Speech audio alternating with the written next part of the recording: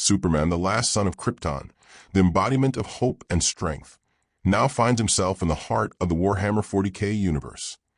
Reduced to a mere worker in a Corpse-Starch factory, once the protector of Earth, he is now shackled to the grim machinery of the Imperium. The workers here, mostly prisoners and conscripts, are forced to process the remains of the dead into food for the war-torn empire. Superman's incredible strength, once a symbol of his heroism, is now exploited to fuel the factory's nightmarish operations. No longer the savior of humanity, Superman is a slave to the system, and his internal struggle begins. "This isn't what I fought for," Superman mutters under his breath as he lifts another heavy load of corpses. His heart aches knowing that the very ideals he once fought for, truth, justice, and freedom, are now as distant as his homeworld. But what happened? How did the Man of Steel end up here? The factory was already a nightmare, an endless sea of smoke, steel, and suffering. But when Colonel Varrus arrived, it descended into pure hell. The man wasn't just a commander. He was the embodiment of cruelty wrapped in polished armor. His every step echoed authority. His every glance promised pain. Clad in black and crimson Imperial Guard regalia, his cold, gray eyes scanned the endless rows of workers, like a predator choosing its next victim. For Superman, this was the day the real torment began. Varrus had read the reports, whispers of a mysterious superhuman labor capable of lifting entire machinery parts alone. When he finally laid eyes on the Kryptonian, his lips curled into a smirk. "So the fallen god," he sneered, circling Superman like a vulture. "They say you once saved worlds. Here, you'll save rations." The laughter of nearby soldiers echoed cruelly across the metallic corridors. The colonel wasted no time turning the hero into a spectacle. Every morning, Superman was forced to perform feats of strength before the other workers, carrying vats of Corpse-Starch materials, hauling fuel drums that even the factory servitors struggled with. It wasn't labor anymore, it was humiliation. Every drop of sweat that rolled down his face was greeted with the mocking applause of Varrus's guards. But what broke Superman wasn't the pain. It was the sight of others suffering because of him. One day, when a young worker dropped a processing unit, Varrus ordered his men to beat her senseless as an example. Superman stepped forward, his instincts as a protector flaring. But Varrus raised a hand. "Move again and she dies slower." The words froze him in place. For the first time in his life, Superman's strength was useless. His fists, once symbols of justice, now hung powerless by his sides. Days turned into weeks, and the whispers of rebellion that had once flickered among the workers faded under Varrus's rule. The colonel's favorite pastime became finding new ways to remind Superman of his fall. "How does it feel?" Varrus taunted one afternoon. "To know that even your strength means nothing here. The Imperium doesn't worship saviors, it consumes them." Each word was a dagger.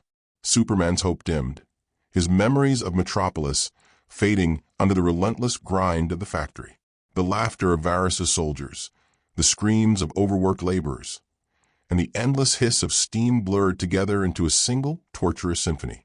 But in the quiet moments beneath the noise and cruelty, something still stirred within him, that indestructible spark of defiance. Every insult, every lash, every drop of blood hammered harder instead of extinguishing it. Varrus wanted to break him, but Superman's pain was only forging something deeper: resolve. Colonel Varrus had made one fatal mistake. He confused suffering with surrender. And though Superman stood silent for now, the storm was already building inside him, waiting for the moment to strike back and remind the galaxy why the symbol of hope never dies. Superman had always believed in the power of his convictions. His strength was meant to protect, to save, and to inspire. But here, in the heart of the Warhammer 40k universe, his power felt like a curse. The days in the Corpse-Starch factory were blurring together, each one more oppressive than the last. The constant grind of machinery, the stench of death, and the ceaseless demands on his body were wearing him down. As the sun broke through the factory's rusted windows, illuminating the grim environment, Superman found himself staring at his reflection in the steel surface of a workbench. His iconic suit was torn, the S emblem barely visible beneath grime and sweat. His once pristine cape was shredded, hanging limp from his shoulders. His muscles ached not from physical exertion, but from the weight of what he had become. He had saved cities, galaxies, even entire worlds, but now he was just a cog in the machine. His strength was no longer a symbol of hope. It was an instrument of oppression. He could lift entire vats of corpse-starch without breaking a sweat. But what was the point? His power, once a beacon of justice, had become another tool for the Imperium's endless war machine. The cries of the workers, the desperate faces of those who had resigned themselves to their fate, it all echoed in his mind, each one reminding him that he was no longer the hero he had once been.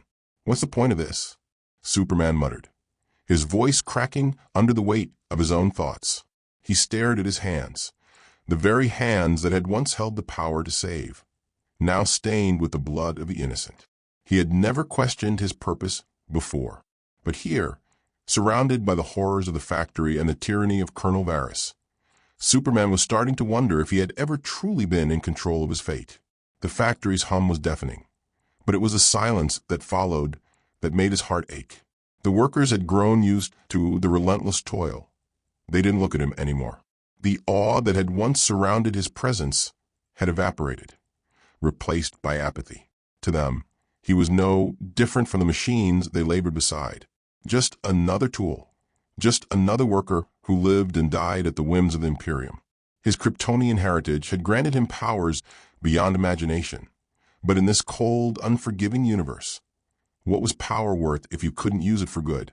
What was strength if it couldn't break the chains that bound those around you? Superman clenched his fists, the anger bubbling within him. He wasn't just angry at the Imperium. He was angry at himself, angry at the fact that he had failed these people, that his strength, his very being, had been reduced to this. And the most painful part? He couldn't even escape. His powers were useless in the face of an enemy like Colonel Varrus, whose cruelty knew no bounds. "I won't stay here forever," Superman whispered, the words a promise to himself. He knew he couldn't keep going like this. The price of power, he realized, wasn't just the toll it took on his body. It was the cost to his soul.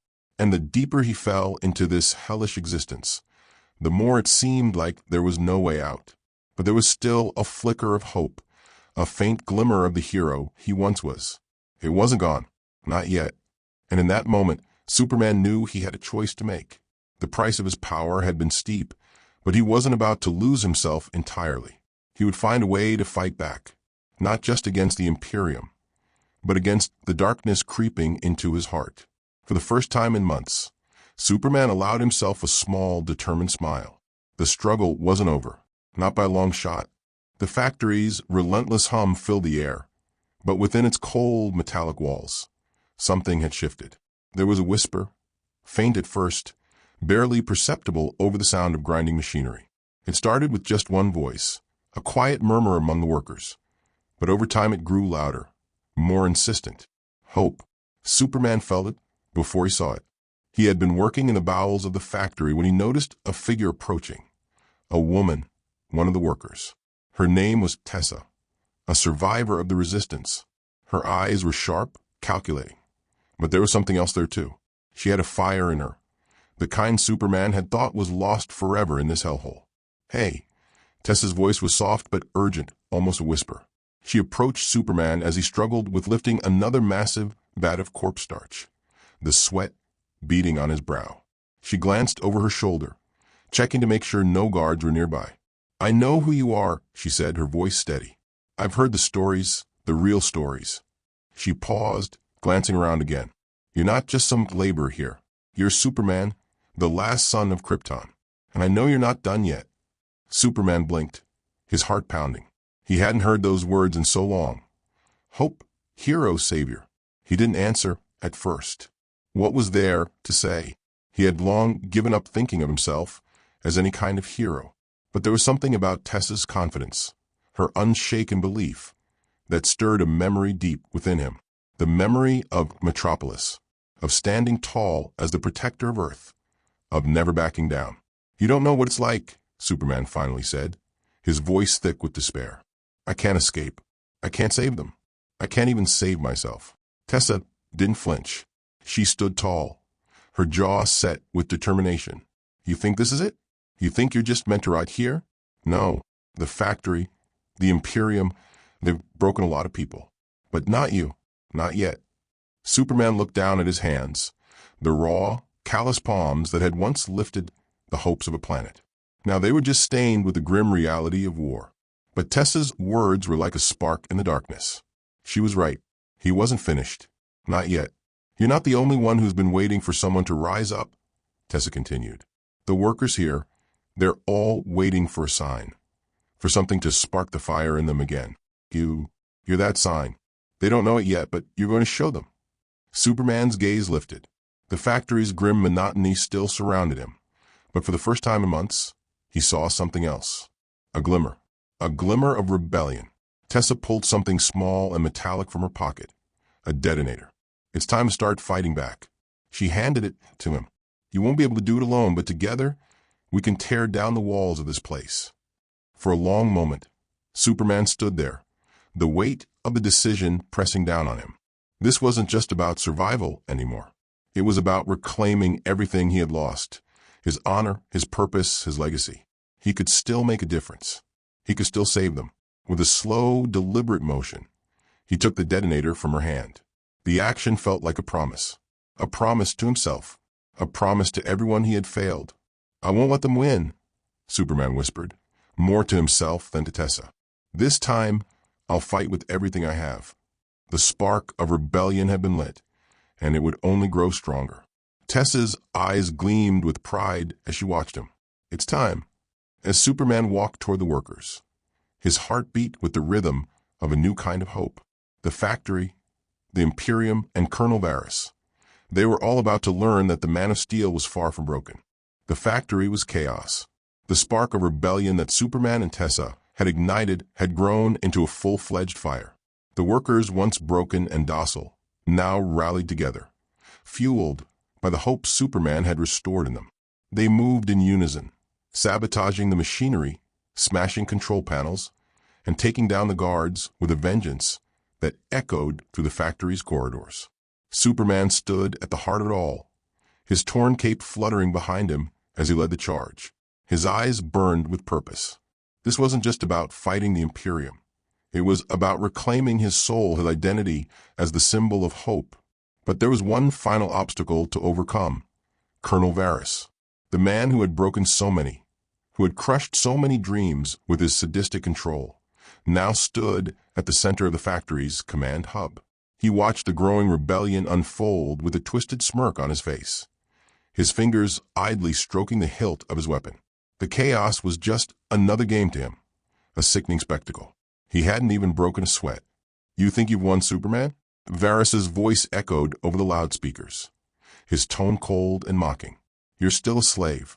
You always will be, just like the rest of them. Superman's jaw clenched, the bitterness of the words stinging him. But the anger inside him wasn't aimed at the workers anymore. It was aimed at Varrus, the man who had made him feel powerless, the man who had tried to crush the very essence of who he was. He stepped forward, his fists clenched. I'm not a slave, and neither are they. With a single motion, Superman tore down the door to Varrus's command center, the sound of metal ripping apart reverberating through the factory. Varrus turned slowly, eyes narrowing as he saw Superman standing in the doorway, his gaze unwavering. Ah, the fallen god arrives, Varrus sneered, stepping forward with an air of superiority. You think your rebellion will change anything? You think you can defeat me? I've crushed stronger men than you. You've never faced someone who refuses to be broken, Superman growled, his voice filled with conviction. Varrus scoffed. You're just a man, and this is my factory, my rules. He raised his weapon, a plasma rifle, aiming it directly at Superman. And you're just another broken toy. The plasma blast rang out, but Superman was faster. He darted to the side, his strength and speed unmatched, and in an instant, he was in front of Varrus. The colonel barely had time to react before Superman's fist collided with his chest, sending him crashing into the far wall. Varrus gasped for breath, trying to regain his composure as he staggered to his feet. But Superman didn't give him the chance. With every ounce of strength he had left, he unleashed a series of blows, each one more powerful than the last. Varrus's armor cracked under the force, the sound of metal bending and breaking like thunder. "You don't understand, do you, Varrus?" Superman said, his voice low but filled with fury. "It's not about power. It's about what you choose to do with it. And I'm done letting people like you destroy what's good in this universe." Varrus groaned, his vision blurry, his body battered. "You'll never win," he spat, struggling to lift his weapon again. "The Imperium is eternal." Superman looked down at him, his eyes cold but resolute. "Not if I have anything to say about it." With a final crushing blow, Superman shattered Varrus's weapon and sent him crashing to the ground. The sadistic officer lay defeated, his reign of terror over. For a long moment, Superman stood there, breathing heavily, the adrenaline fading. The factory was silent now, save for the distant sounds of the workers finishing their revolt. He could feel the weight of the victory, but also the burden it had carried. It wasn't just about saving the factory. It was about saving himself and the people who had believed in him. Tessa approached, her eyes filled with admiration. "You did it. We did it." Superman nodded, his expression softening for the first time in what felt like forever. "It's not over yet, but this was just the beginning." The workers cheered, their voices rising in a chorus of triumph. Superman had freed them, but more importantly, he had freed himself from the darkness that had once threatened to consume him. The factory may have been destroyed, but Superman's fight was far from over. As the workers celebrated their hard-won victory, Superman turned his gaze to the horizon, knowing that the Imperium would not forget this day. But no matter how many battles lay ahead, one thing was clear. The Man of Steel would never stop fighting for justice.